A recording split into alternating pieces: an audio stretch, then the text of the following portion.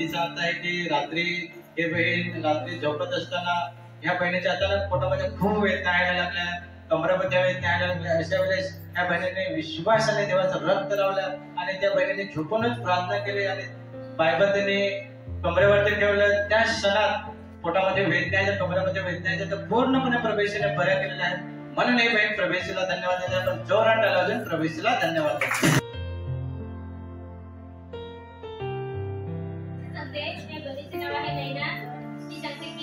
डोक्यामध्ये एकदम सांगते चक्रासारखी यायचे आणि फिरून सांगते जायचे आणि संपूर्ण आग दुखायचे. अशा वेळी ती बाई नुसती झोपून राहायची. तिची आई सांगायची की